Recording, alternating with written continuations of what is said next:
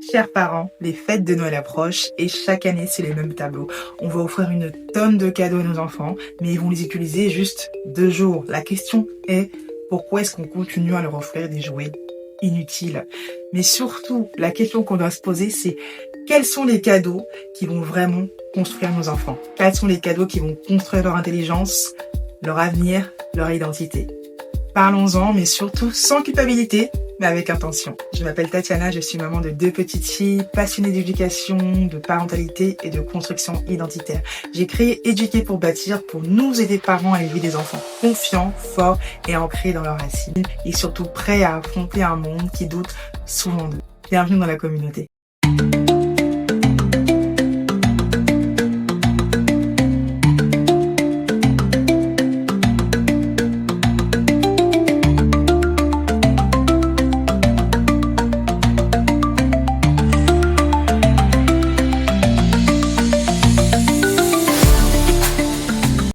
Avant de rentrer dans le vif du sujet, posons-nous les bonnes questions. Pourquoi offre-t-on tant de jouets inutiles à nos enfants? D'abord, il y a la pression sociale. On vit dans des sociétés où donner beaucoup est associé à aimer beaucoup. Dans certaines familles diasporiques, offrir plusieurs cadeaux devient même un symbole de réussite, un moyen de montrer qu'on assure, on n'est pas dans le manque. Mais comme le rappelait Thomas Sankara, quand la consommation prend trop de place, l'esprit critique disparaît. Ensuite, il y a la culpabilité. On travaille, on gère tout, on court dans tous les sens, on n'a pas le temps et parfois on se dit qu'un cadeau va venir compenser le temps qu'on n'a pas pu accorder à nos enfants. Mais aucun de nos jouets ne remplace la relation. Et puis il y a le marketing. Chaque année en période de fête, comme actuellement, on est bombardé par les publicités de Noël, les catalogues, les jouets. D'ailleurs, tous ces catalogues, toutes ces publicités sont très souvent remplies de personnages que nos enfants ne voient jamais comme leur reflet. Cheikh Anta Diop insistait sur la puissance des images dans la construction de la conscience. Alors, imagine un enfant noir exposé chaque jour chaque année à des jouets, des héros et des histoires qui ne lui ressemblent pas. Ça joue profondément. Alors moi, tous ces jouets inutiles, je les ai regroupés en 7 catégories. La première, ça va être les jouets électroniques bruyants. Ceux qui chantent, ceux qui clignotent, ceux qui vibrent, mais n'apprennent absolument rien à nos enfants. Ils excitent plus qu'ils n'éduquent. Et après 2 jours, les piles sont mortes, l'enfant ne peut plus l'utiliser et ça y est, le jouet il est placé aux oubliettes. L'enfant s'en fiche complètement. Ensuite, tu vas avoir les coffrets princesses hyper eurocentrés. Les enfants jouent, oui, mais ils absorbent aussi des codes. Si toutes les princesses qu'elles voient sont blanches, blondes, aux yeux bleus, l'enfant noir commence à se dire que la beauté, la douceur, la gentillesse ne lui ressemblent pas. C'est subtil, mais c'est réel. Alors oui, ce type de cadeau peut être apprécié, mais il n'est pas neutre. Ensuite, il va y avoir les jouets en plastique fragiles.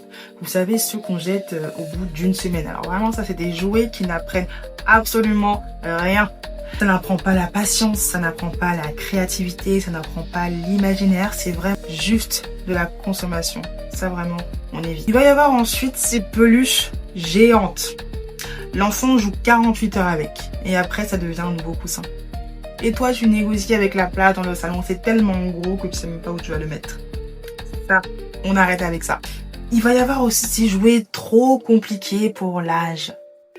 Beaucoup de parents, et franchement de bonne foi, on va acheter des jeux intelligents, mais vraiment qui ne correspondent pas du tout à l'âge de l'enfant, qui vont être trop difficiles pour lui à utiliser. Donc ce qui devrait stimuler l'enfant, finalement, ça le décourage. Résultat, il n'y touche plus et le jouet est mis de côté. Et est-ce qu'on en parle aussi des jouets monotâches? Vous savez, les jouets où en fait, je sais pas, il y a monotâches, comme vous l'entendez, t'as juste un truc à faire avec. Non mais sérieusement.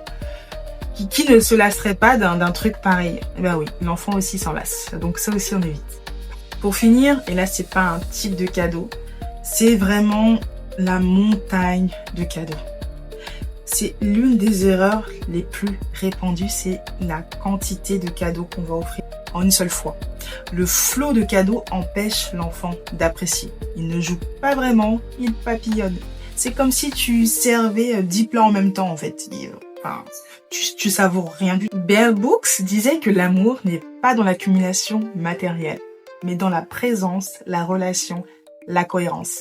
Et c'est exactement ce qui se joue ici. Donc la tonne de cadeaux aussi, on évite pour cette année. Parlons maintenant des cadeaux qui construisent vraiment nos enfants, des cadeaux qui construisent leur identité, leur intelligence et leur avenir. Tu vas voir les cadeaux qui renforcent l'identité. Un enfant noir a besoin de se voir, de se connaître, de se célébrer. Pendant longtemps, l'industrie du jouet n'a pas pensé à nous.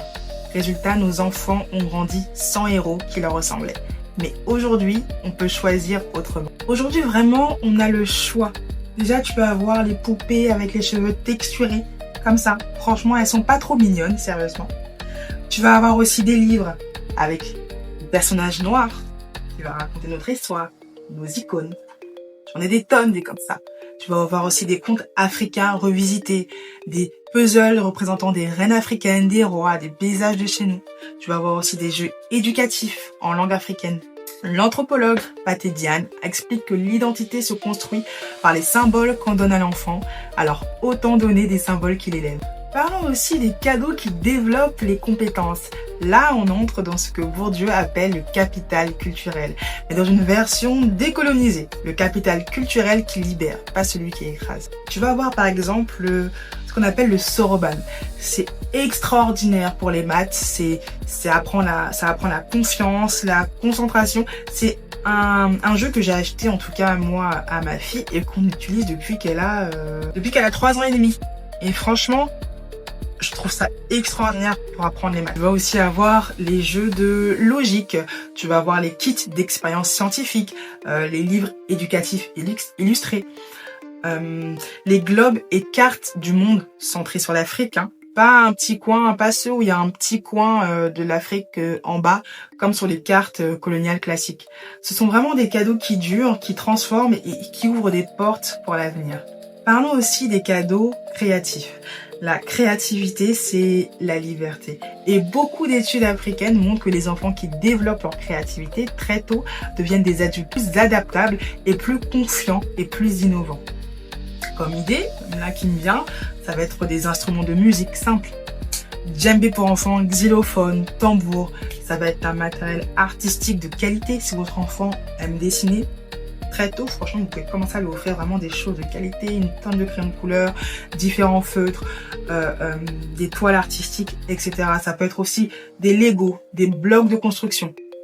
Ça peut être des kits de perles, ça peut être des kits de couture ou de broderie traditionnelle, par exemple. Dans nos cultures, l'enfant apprend souvent en imitant, en manipulant, en créant. Pas en recevant tout un truc déjà tout prêt, en fait. Enfin, tu vas avoir les cadeaux expérience. Si on ferme les yeux et qu'on repense à notre propre enfance, ce qu'on retient, ce ne sont pas des objets. Ce sont des moments, ce sont des senteurs, ce sont des souvenirs en fait. Les cadeaux expérience sont les plus puissants parce qu'ils construisent de l'émotion, du lien, de la mémoire. Une sortie au musée, par exemple, même un petit musée local, peu importe. Une journée nature, un atelier cuisine, un nouveau cours, danse, théâtre, natation, une initiation à un sport, un atelier peinture ou poterie, une visite d'un lieu culturel africain par exemple. Ces expériences restent, elles nourrissent l'enfant pendant des années. Et là vous êtes en train de me dire, mais ok d'accord, mais comment est-ce qu'on choisit le bon cadeau alors? Eh ben moi, je vais vous le dire. Je pense qu'avant d'acheter un cadeau, on devrait se poser ces 4 questions. Est-ce que ce cadeau développe une compétence, une identité ou une émotion positive? Si ce n'est pas le cas, c'est probablement un gadget. La question numéro 2, c'est est-ce que mon enfant l'utilisera encore dans 6 mois? Si la réponse est non, si tu sais que ton enfant va l'utiliser juste 5 minutes, tu laisses tomber. La 3e question, c'est est-ce que ce cadeau nous rapproche? Vous allez me dire, mais finalement, il n'y a aucun cadeau qui pourrait nous rapprocher. Eh ben non, il y a des tonnes de cadeaux qui rapprochent parce qu'en fait, c'est des cadeaux où tu vas devoir les utiliser avec ton enfant. C'est des cadeaux où tu vas devoir jouer avec ton enfant. C'est des cadeaux où tu vas devoir participer en tant que parent. Et ça, ce sont des jouets qui durent. Enfin, la dernière question et qui pour moi est l'une des plus importantes. Est-ce que ce cadeau respecte la personnalité de mon enfant? Parce que tous les enfants ne sont pas créatifs. Tous ne sont pas sportifs et tous ne sont pas scientifiques. Donc il faut vraiment offrir selon ton enfant, pas selon la mode, vraiment pas. Voilà, offrir un cadeau, ce n'est pas juste remplir un sapin, c'est planter une graine. C'est dire à ton enfant, je te vois, je crois en toi et je bâtis ton avenir. Cette année, faisons moins, mais faisons mieux. Moins de bruit, moins de plastique, plus de sens, plus d'identité et plus de construction. Parce qu'on n'élève pas seulement un enfant, on bâtit une nouvelle génération.